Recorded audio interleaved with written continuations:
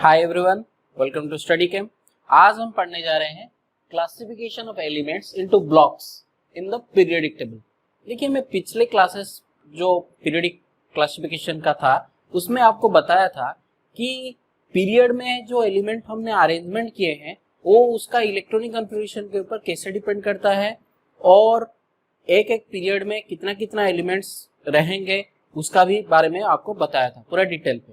अभी क्या करेंगे कि पीरियोडिक जो मॉडर्न पीरियोडिक टेबल हमारा है उसमें एलिमेंट्स को भी कुछ ब्लॉक्स में भी डिवाइड किया गया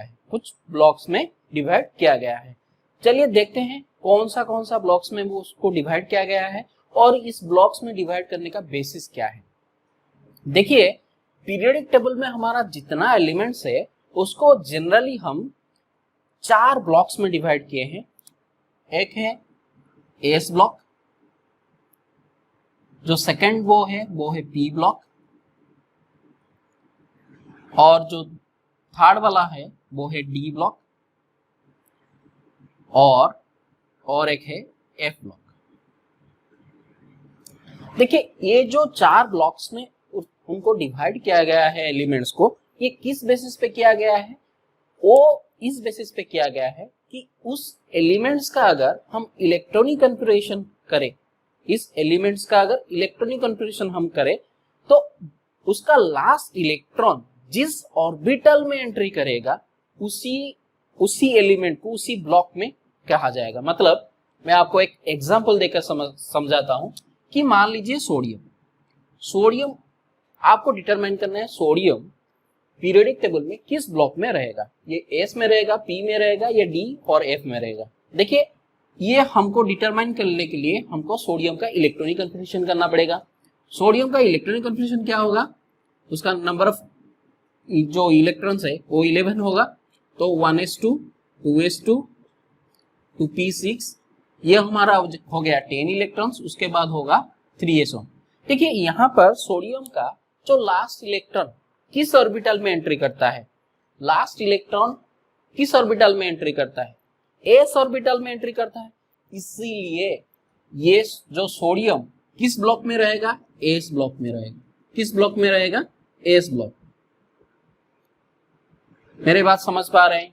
तो चलिए और एक एग्जांपल लेते हैं। मान लीजिए सल्फर का 16, तो उसका अगर इलेक्ट्रॉनिक कन्फिगरेशन करूंगा 1s2 2s2 2p6, उसके बाद हो गया 3s2, ये हो गया 3p, ये 10 12, ये 4।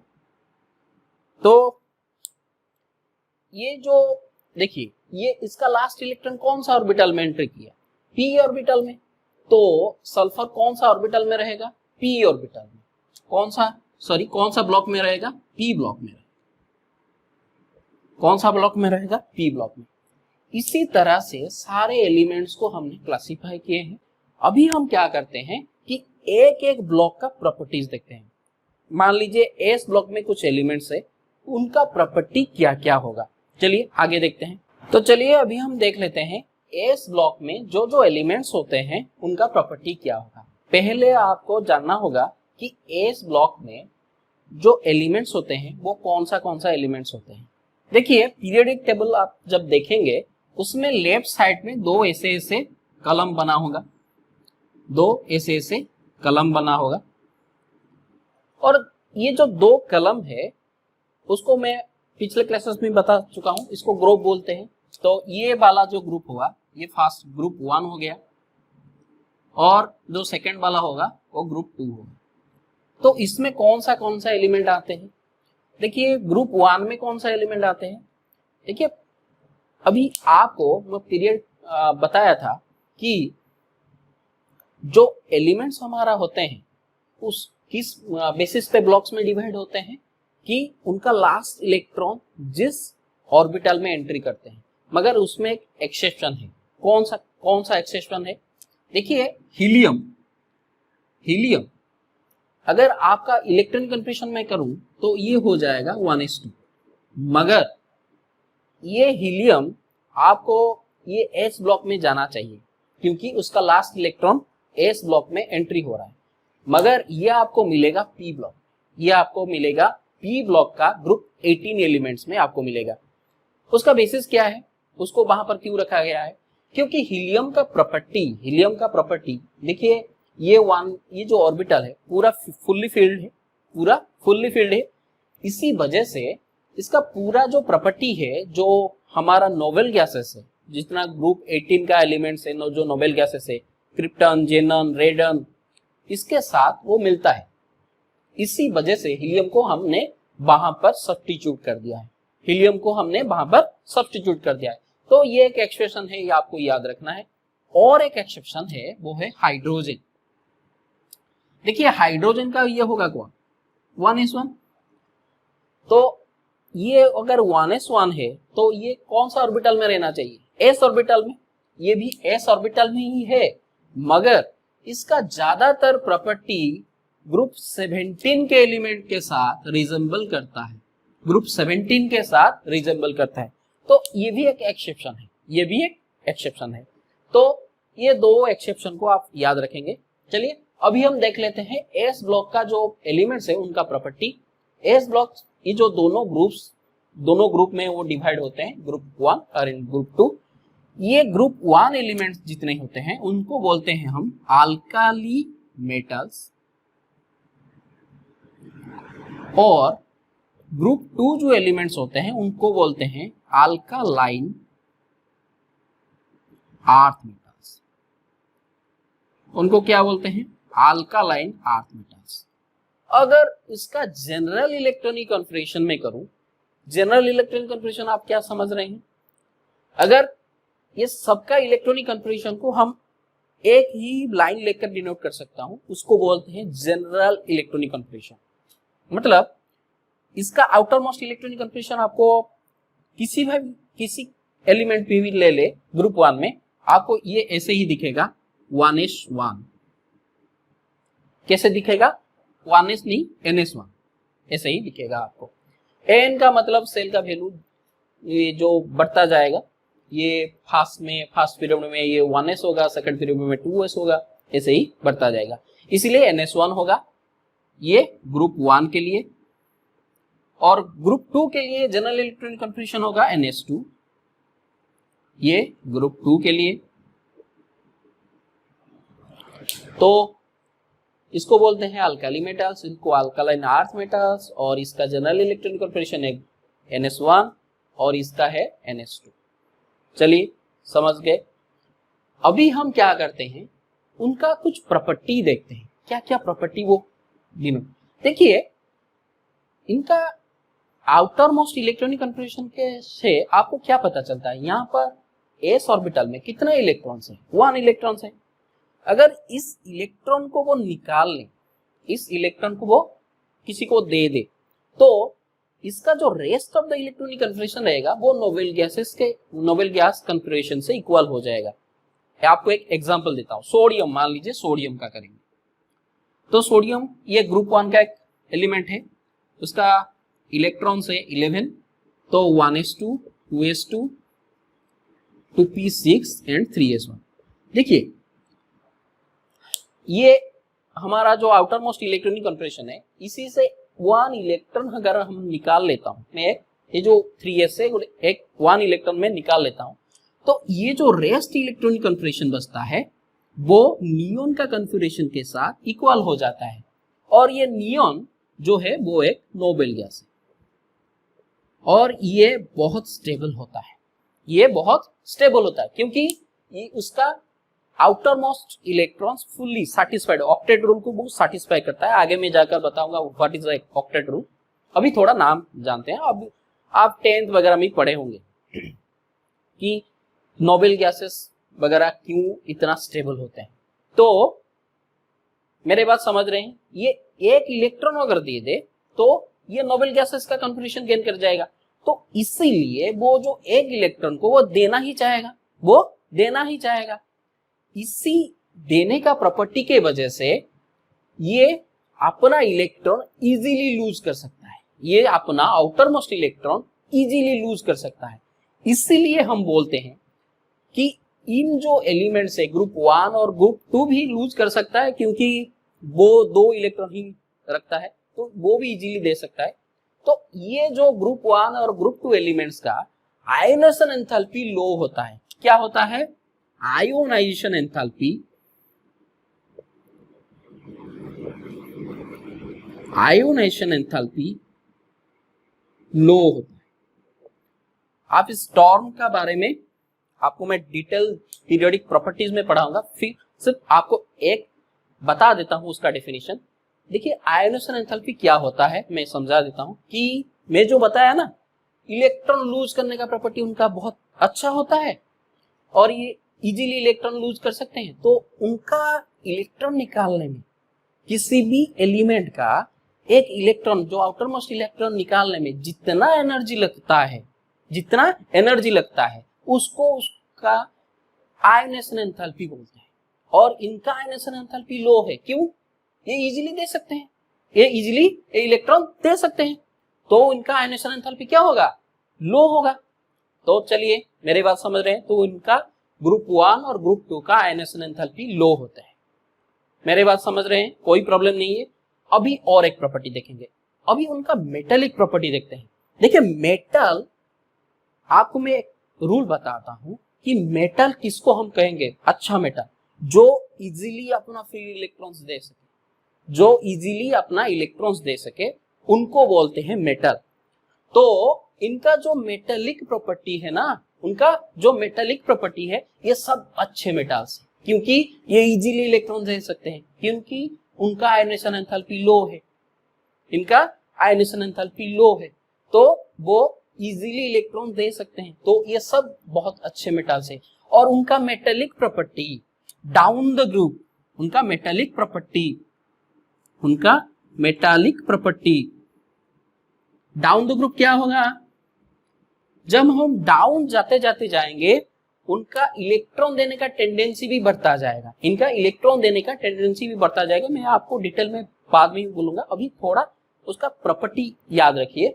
जो मेटालिक प्रॉपर्टी नीचे नीचे जब जाएंगे, उसका मेटालिक प्रॉपर्टी भी बढ़ता जाएगा। तो मैं यहां पर लिख रहा हूं, metallic property increases down the group, increases down the group. तो ग्रुप 1 का आपको प्रॉपर्टी में बता दिया कि मेटालिक प्रॉपर्टी क्या होगा, आयोनाइजेशन एंथैल्पी क्या होगा। और एक प्रॉपर्टी जान लीजिए, वो है आयोनिक कैरेक्टर। मतलब ये जो जितना एलिमेंट्स इसमें है, ये हमेशा आपको देखिए आयोनिक बॉन्डिंग फॉर्मेशन करेंगे।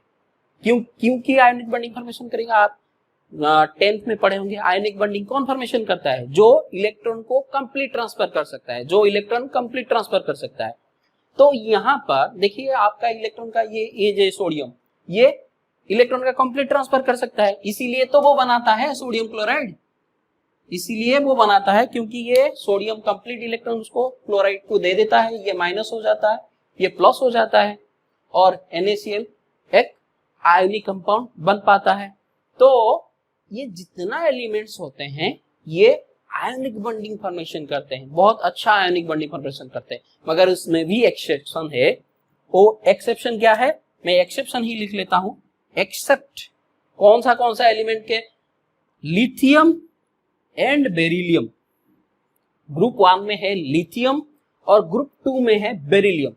ये दोनों आयोनिक बॉन्ड फॉर्मेशन नहीं करते हैं। ये दोनों जो है वो कोवेलेंट बॉन्ड फॉर्मेशन करते हैं। वो क्या करते हैं? कोवेलेंट बॉन्ड फॉर्मेशन करते हैं। क्यों कोवेलेंट बॉन्ड फॉर्मेशन करते हैं, उसका पूरे डिटेल में जब मैं फाजन्स रूल पढ़ाऊंगा, पूरा डिटेल में बताऊंगा। अभी सिर्फ आपको याद रखेंगे, अभी सिर्फ आप उसको याद रखिए। तो ग्रुप 1 का जो जितने प्रॉपर्टी था मैं आपको लगभग बता दिया। तो चलिए अभी जो हमारा सेकेंड ब्लॉक है, पी ब्लॉक, उसको देखते हैं, उसका प्रॉपर्टी। चलिए आगे। तो चलिए पी ब्लॉक का प्रॉपर्टी देख लेते हैं। देखिए पहले देख लेते हैं ये पी ब्लॉक एलिमेंट कहाँ लाइज करता है हमारा मॉडर्न पीरियड टेबल में। देखिए आप ग्रुप 13 से ग्रुप 18 तक जो एलिमेंट्स होते हैं, ग्रुप 18 तक जो एलिमेंट्स होते हैं, वो उनको पी ब्लॉक में कहा जाता है, उनको पी ब्लॉक में अंतर्गत किया जाता है। ग्रुप 13 से ग्रुप 18 तक। इनको क्यों क्या कहा जाता है कि आपको मैं बताया था कि उनका अगर एक एलिमेंट लेके आप चेक कर सकते हैं कि इनका जो लास्ट इलेक्ट्रॉन है वो p ऑर्बिटल में एंट्री कर रहा है। आप एक एलिमेंट ले सकते हैं ग्रुप 13 का, ले लीजिए बोरॉन।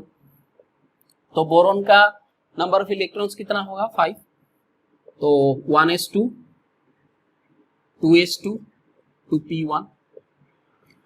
देखिए इसका लास्ट इलेक्ट्रॉन कहां पर एंट्री करता है, p ब्लॉक 2p में एंट्री करता है, तो इसीलिए ये ग्रुप 13 में रहता है, इसीलिए ये ग्रुप 13 में रहता है और p ब्लॉक को बिलोंग करता है। ये मेरी बात समझ रहे हैं, कोई प्रॉब्लम नहीं है।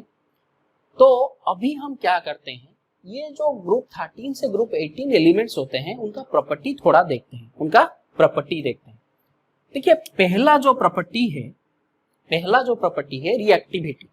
देखिए ग्रुप आपको मैं बताया जो एस ब्लॉक जो एलिमेंट्स जितना रिएक्टिव होते हैं ये इतना रिएक्टिव नहीं होते हैं, ये लोएस्ट कैटेगरी रिएक्टिविटी में जाते हैं। क्योंकि आपको पीरियोडिक टेबल का अगर रिएक्टिविटी आपको मैं बताऊंगा तो left to right periodic table में रिएक्टिविटी घटता जाता है। अगर left to right reactivity in periodic table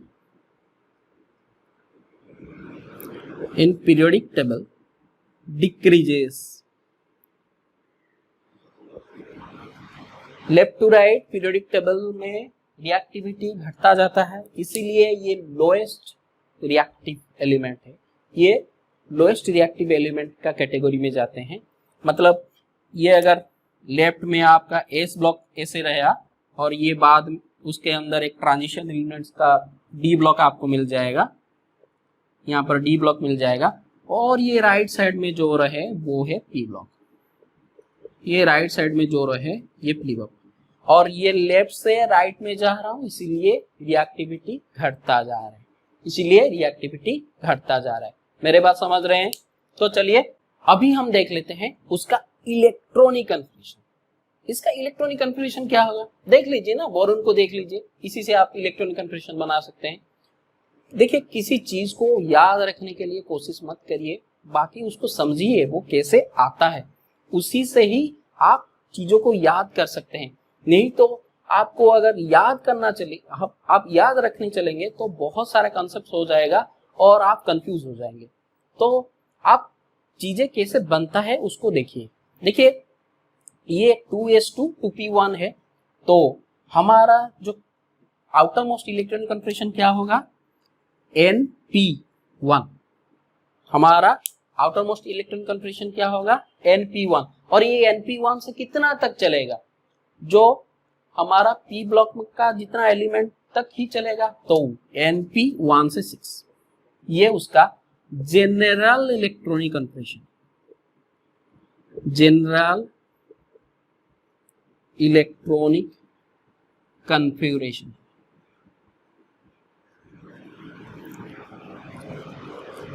मेरे बात समझ पा रहे हैं, कोई प्रॉब्लम नहीं है। तो इसका जनरल इलेक्ट्रॉनिक कन्फिगरेशन आपको मिल गया। अभी हम देखते हैं ये जो उसका प्रॉपर्टी है उनका मेटेलिक प्रॉपर्टी कैसे होगा। देखिए उनका मेटेलिक प्रॉपर्टी में भी आपको बताया था कि मेटेलिक प्रॉपर्टी जो लेफ्ट में होता है पीरियोडिक टेबल में उनका सबसे हाईएस्ट होता है, और जो राइट में होता है, जो लेफ्ट राइट हम जाने से मेटेलिक प्रॉपर्टी भी डिक्रीज करता जाता है। तो इनका जो मेटेलिक प्रॉपर्टी इतना अच्छा प्रॉपर्टी नहीं होता है, इसलिए उनका प्रॉपर्टी जो मेटेलिक प्रॉपर्टी लेफ्ट से राइट, मतलब बोरॉन से आप जब जाएंगे हमारा ग्रुप 18 तक, तो आपका मेटेलिक प्रॉपर्टी भी घटता जाएगा। तो हमारा मेटेलिक प्रॉपर्टी क्या होगा, metallic property left to right decreases,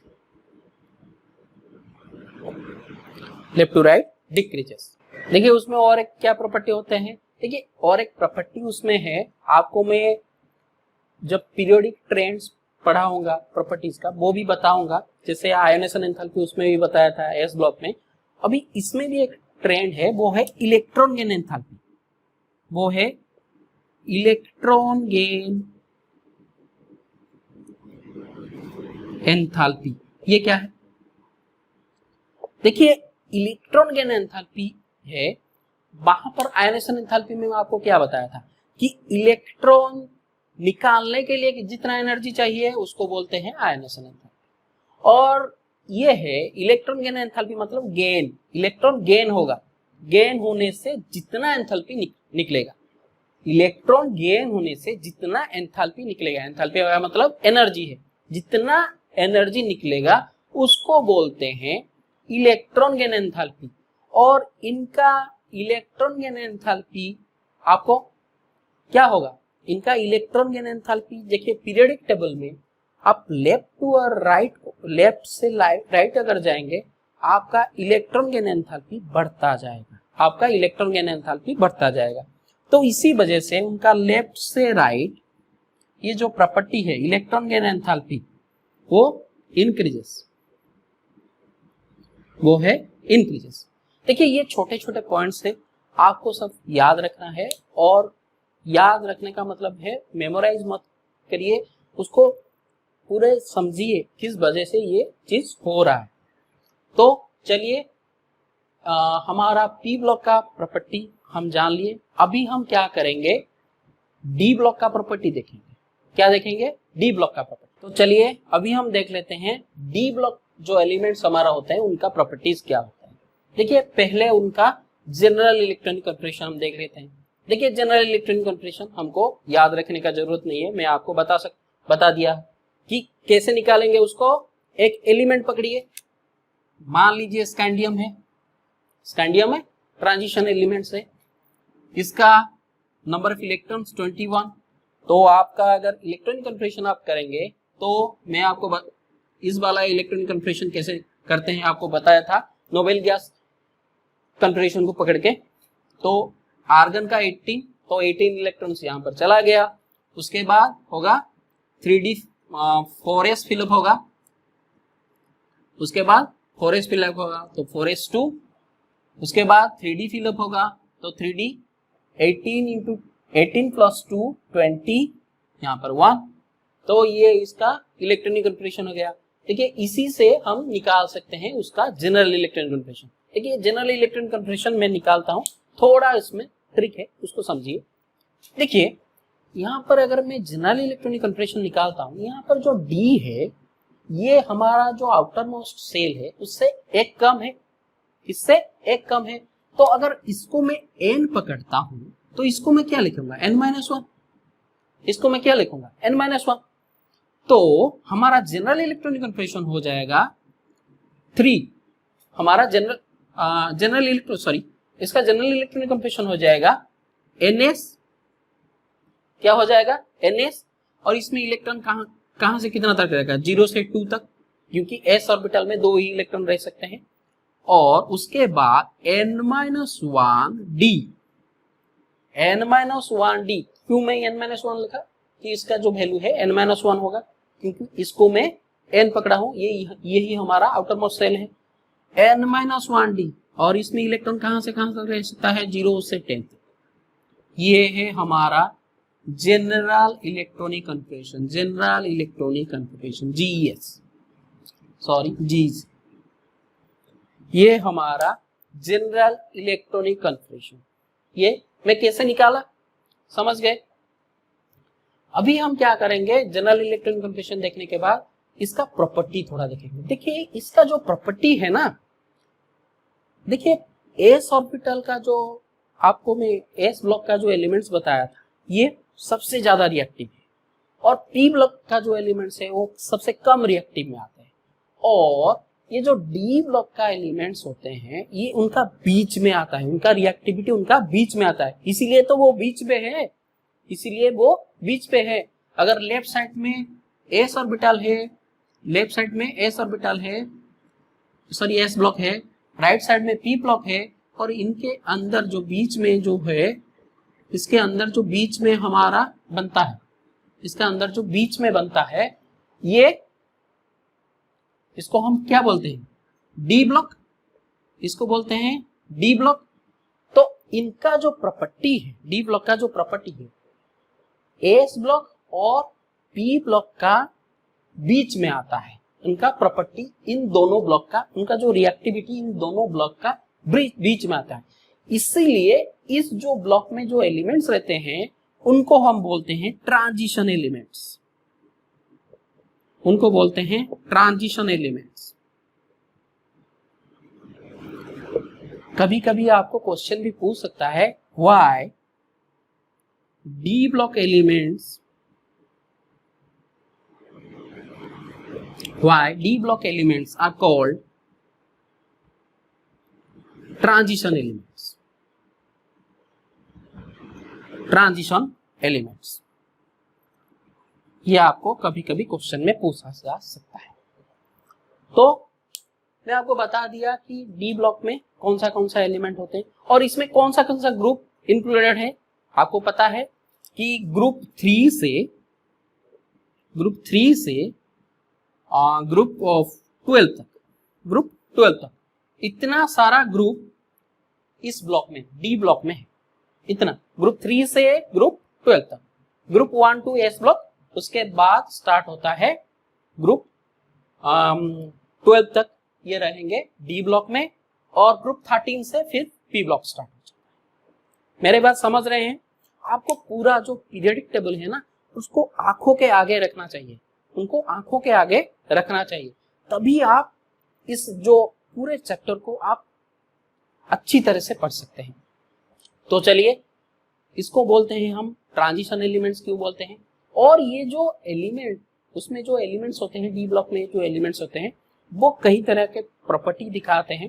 देखिए, पहला इनका प्रॉपर्टी है, ये वेरिएबल ऑक्सीडेशन स्टेट दिखाते हैं। ये वेरिएबल ऑक्सीडेशन स्टेट दिखाते हैं, मतलब उनका ऑक्सीडेशन, उनका जो एलिमेंट्स का ऑक्सीडेशन स्टेट कुछ फिक्स नहीं, वो वेरिएबल दिखाते हैं। रिएक्शन के हिसाब से उनका ऑक्सीडेशन स्टेट वेरी करता रहता है। ये वेरिएबल ऑक्सीडेशन स्टेट दिखाते हैं। ये कलर्ड भी होते हैं, कुछ कलर्ड भी होते हैं, और कुछ क्या, सब बहुत सारे एलिमेंट्स कलर्ड होते हैं, मगर कलर्ड होने के लिए उनका एक कंडीशन होता है कि डी ब्लॉक में ऑन पेयर्ड इलेक्ट्रॉन रहना चाहिए। चलिए, आपको मैं डिटेल पढ़ाऊंगा जब ये उसका फैमिली हम पढ़ेंगे, उसका बाद में हमको डिटेल मिलेगा। अभी थोड़ा थोड़ा उसको याद रखते हैं। ये बहुत सारा कलर्ड प्रॉपर्टी शो करते हैं। और एक इंपॉर्टेंट बात है, देखिए, जिंक, कैडमियम और Hg, ये तीनों एलिमेंट, इनका डी ऑर्बिटल फुल्ली फिल्ड होता है। उनका डी ऑर्बिटल फुल्ली फिल्ड होता है, मतलब उनका डी ऑर्बिटल में 10 इलेक्ट्रॉन्स रहते हैं। डी ऑर्बिटल में 10 इलेक्ट्रॉन्स रहते हैं, और इसी वजह से वो डी ब्लॉक का, जो डी ब्लॉक एलिमेंट्स का जो प्रॉपर्टी होते हैं उनको ज्यादातर शो नहीं करते हैं, उनको उनका सारा प्रॉपर्टी शो नहीं करते हैं। तो जिंक, कैडमियम और Hg को कभी कभी नॉन ट्रांजिशन एलिमेंट्स भी बोला जाता है, ये आपको याद रखना है। जिंक, कैडमियम और Hg को कभी कभी नॉन ट्रांजिशन एलिमेंट्स भी बोला जाता है। मेरे बात समझ रहे हैं? कोई प्रॉब्लम नहीं है? तो चलिए, हम डी ब्लॉक एलिमेंट्स का जितना प्रॉपर्टी है दिख लिए।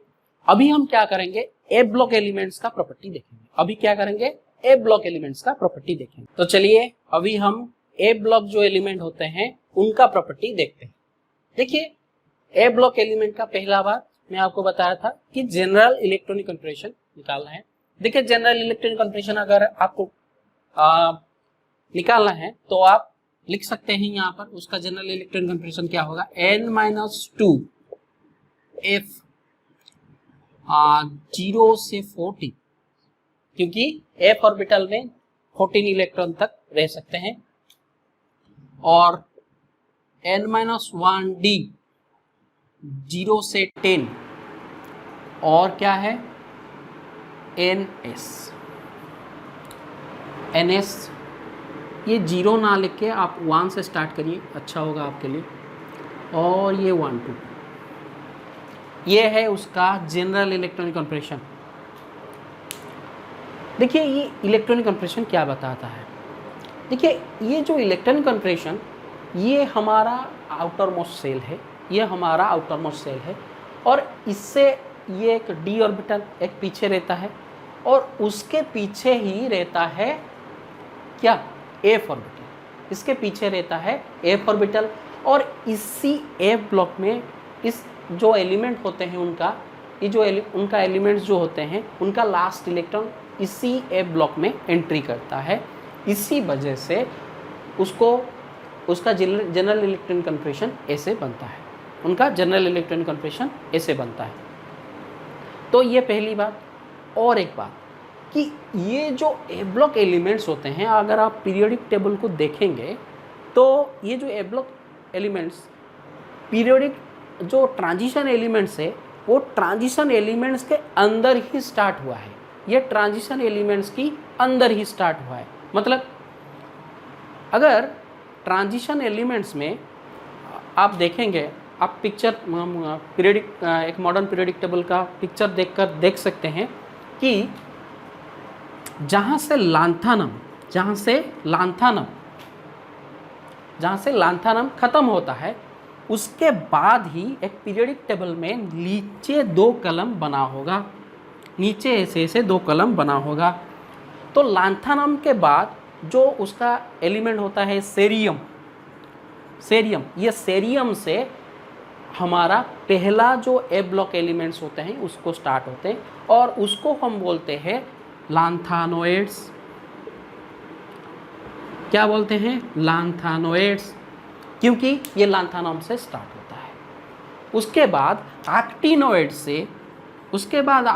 से हमारा जो दूसरा एक सीरीज स्टार्ट होता है, उसको बोलते हैं एक्टिनोइड्स, इसको बोलते हैं एक्टिनोइड्स। आप बोलेंगे सर इन दोनों जो सीरीज को हम नीचे क्यों निकाल दिए और ये पूरा ब्लॉक को हम नीचे क्यों रख रहे हैं? क्योंकि ये जो दोनों सीरीज है ये ए ब्लॉक के अंडर में आता है, और ये ए ब्लॉक का जो प्रॉपर्टी है थोड़ा जो डी ब्लॉक से दो ये जो ए ब्लॉक का जो प्रॉपर्टी है, ये हमारा जो रेस्ट हमारा ट्रांजिशन एलिमेंट्स है उनका प्रॉपर्टी से डिफरेंट है। मतलब इनका सबसे जो बड़ा प्रॉपर्टी डिफरेंशिएट उनको करते हैं वो है उनका रेडियो एक्टिविटी। इनमें जितना एलिमेंट्स होते हैं ये ज़्यादातर एलिमेंट्स वो रेडियो एक्टिव एलिमेंट्स होते हैं, ज़्यादातर एलिमेंट्स उनमें रेडियो एक्टिव होते हैं, पहली बात। और एक बात है, और ये सारे जो एलिमेंट्स हैं वो बहुत कम क्वांटिटी में तैयार होते हैं, बहुत कम। मतलब कुछ एलिमेंट्स तो भी है जो नानोग्राम क्वांटिटी में भी तैयार हुआ है। नानोग्राम आप समझ रहे हैं, 10⁻⁹ ग्राम, इससे ज़्यादा हम तैयार कर नहीं पाए हैं, उससे ज़्यादा हम तैयार कर नहीं पाए हैं, क्योंकि ये सब न्यूक्लियर रिएक्शन वगैरह में फॉर्मेशन होता है और उसी के अंदर ही कंजप्शन हो जाता है, तो इसका प्रॉपर्टी आप डिटेल आगे देखेंगे, पूरा प्रॉपर्टी। अभी थोड़ा उसको याद रख लीजिए। और इसको भी हम कभी कभी इनर ट्रांजिशन एलिमेंट्स बोलते हैं, इनको भी कभी कभी हम इनर ट्रांजिशन एलिमेंट्स बोलते हैं,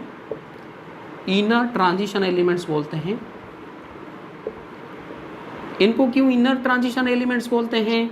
क्योंकि ये ट्रांजिशन एलिमेंट्स के अंदर ही स्टार्ट होते हैं, और इसी का जो डिफरेंशियल प्रॉपर्टी के वजह से हम उसको पीरियोडिक टेबल का नीचे रख दिए हैं, क्योंकि ये ट्रांजिशन एलिमेंट्स के अंदर इंक्लूडेड नहीं हो सकता है। और यूरानियम के बाद ये एक्टिनेट सीरीज में देखेंगे, एक यूरानियम एक एलिमेंट है, 92 इसका एटॉमिक नंबर है, और यूरानियम के बाद जितने एलिमेंट्स आपको फाइंड होंगे उनको बोलते हैं ट्रांस यूरानियम एलिमेंट्स। उसको क्या बोलेंगे? Trans uranium